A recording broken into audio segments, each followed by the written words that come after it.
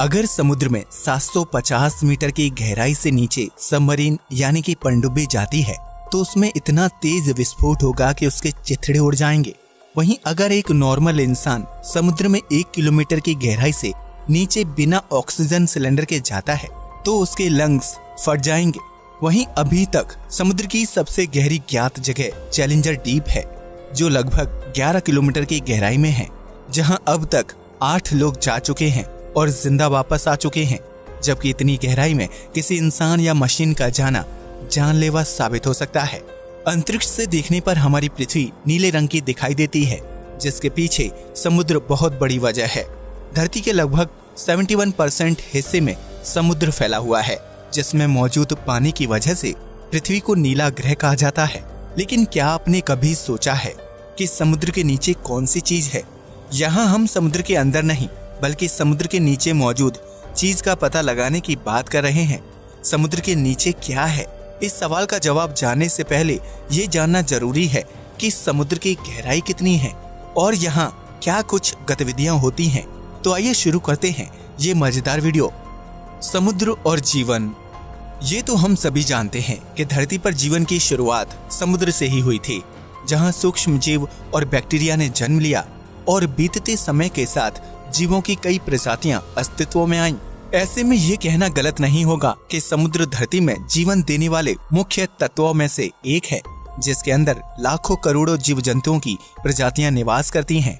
आज तक इंसान समुद्र का सिर्फ 5% हिस्सा ही खंगाल पाया है।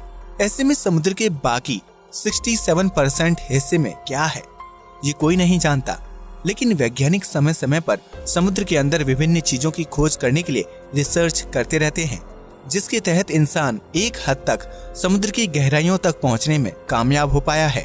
प्रशांत महासागर के मारियाना ट्रेंच में मौजूद चैलेंजर डीप को पृथ्वी की सबसे गहरी ज्ञात जगह के रूप में जाना जाता है। इस जगह की गहराई 10,902 से 11,022 मीटर यानी कि 11 किलोमीटर के करीब है। इस जगह पर सूर्य की रोशनी नहीं पहुंचती और चारों तरफ घना अंधेरा होता है। इतना ही नहीं, चैलेंजर डीप में पानी का प्रेशर इतना तेज होता है कि वहां तक पहुंचना किसी भी इंसान या मशीन के लिए जानलेवा साबित हो सकता है। हालांकि अब तक सिर्फ 8 लोग ही चैलेंजर डीप की गहराई तक पहुंचने और वहां से जीवित बचकर वापस आने में सफल रहे हैं। लेकिन समुद्र की गहराई और उसके नीचे मौजूद चीजों का अंदाजा सिर्फ चैलेंजर डीप से ही नहीं लगाया जा सकता, क्योंकि इस समुद्र में सैकड़ों राज दफन हैं। समुद्र की गहराई। अगर आप समुद्र की गहराई को अच्छी तरह से समझना और देखना चाहते हैं तो उसके लिए शुरू से शुरुआत करनी होगी। यानी चैलेंजर डीप तक पहुंचने से पहले हमें ये जानना होगा कि समुद्र में 1 किलोमीटर से लेकर 10 किलोमीटर की दूरी तक क्या क्या घटनाएं घटित होती हैं और इससे समुद्री जीवों पर क्या असर पड़ता है। अगर आप समुद्र में 1 किलोमीटर की गहराई में जाएंगे तो एक सामान्य इंसान बिना ऑक्सीजन सिलेंडर के इस गहराई तक भी तैर नहीं पाएगा। एक इंसान ज्यादा से ज्यादा 800 फीट की गहराई तक की तैराकी कर सकता है।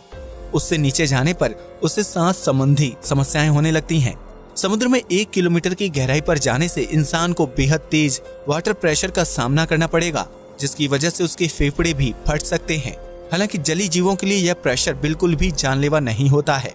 इसलिए समुद्र में 1 किलोमीटर की गहराई में मछलियों समेत दूसरे जलीय जीवों की विभिन्न प्रजातियां निवास करती हैं।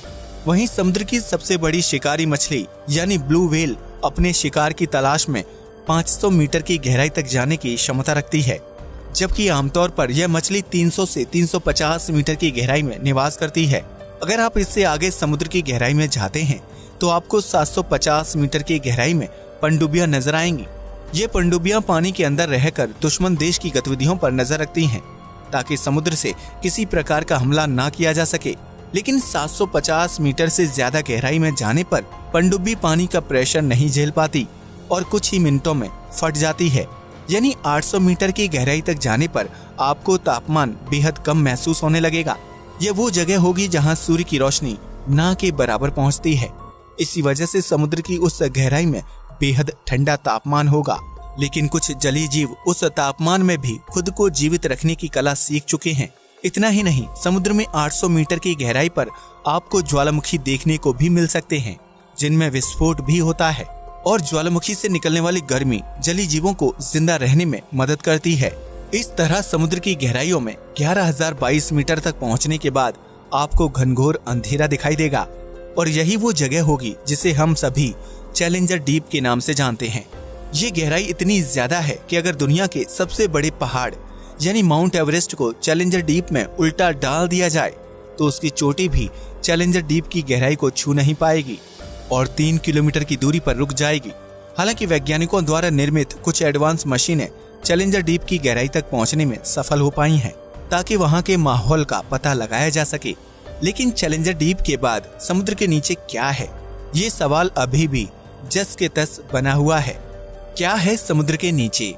अगर आपको लगता है कि समुद्र के नीचे विभिन्न प्रकार के जीव जंतु निवास करते हैं या फिर वहां सोना चांदी मौजूद होगा तो आप बिल्कुल गलत हैं।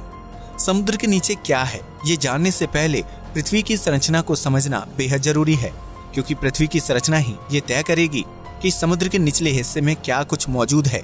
पृथ्वी की सबसे ऊपरी लेयर को क्रस्ट कहा जाता है, जहां आप, हम, नदियां, पहाड़, समुद्र और अनेकों जीव जंतु निवास करते हैं। क्रस्ट की ये लेयर 5 से 10 किलोमीटर की मोटाई वाली है। इसके बाद मेंटल की लेयर शुरू हो जाती है। क्रस्ट की लेयर में 1 किलोमीटर की गहराई तक ड्रिल करके तेल और प्राकृतिक संसाधन निकाले जा सकते हैं। हालांकि लगातार होती खुदाई की वजह से आधुनिक समय में प्राकृतिक संसाधन और तेल 1 किलोमीटर के बजाय 2 किलोमीटर की गहराई में प्राप्त होते हैं।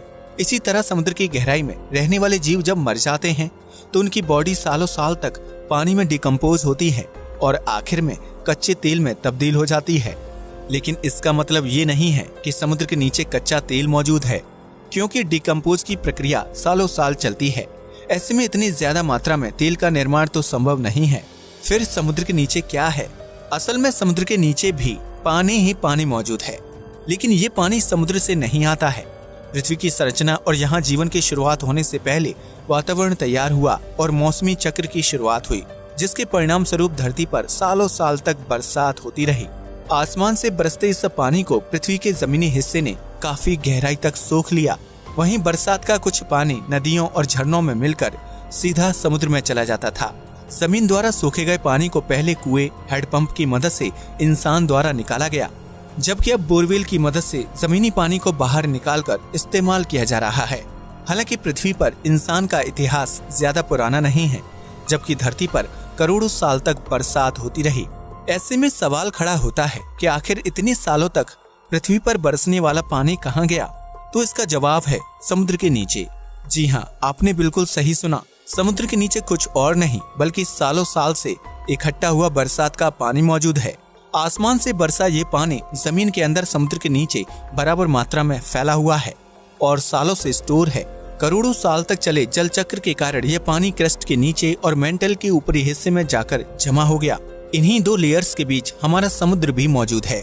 इसलिए ये कहा जा सकता है कि समुद्र के नीचे कुछ और नहीं बल्कि सालों पहले बरसात के जरिए धरती पर आने वाला पानी मौजूद है। समुद्र के नीचे बहती हैं नदियाँ। यह सुनने में थोड़ा अजीब और अविश्वसनीय लगता है कि समुद्र के नीचे भी पानी ही पानी मौजूद है, लेकिन इस थ्योरी को कई वैज्ञानिकों ने रिसर्च द्वारा सही साबित किया है। समुद्र के नीचे क्या है, इस बात का पता लगाने के लिए वैज्ञानिक कई साल से रिसर्च कर रहे थे, जिसके परिणाम स्वरूप सबसे पहले मैक्सिको के समुद्र के नीचे नदी की खोज की गई। वैज्ञानिकों ने इस नदी का नाम सिनोटे एंजेलिटा रखा, जो कहीं कहीं पर 115 फीट समुद्र के नीचे बहती है और उसका पानी ताजा नहीं बल्कि खारा है। इसी तरह ब्लैक सी के नीचे भी दुनिया की छठी सबसे बड़ी नदी मिली थी, जो 100 फीट नीचे समुद्र में बहती है। इस नदी की रफ्तार 6 किलोमीटर पर आवर है, जो हर बहाव के साथ 22,000 क्यूबिक मीटर पानी लेकर चलती है।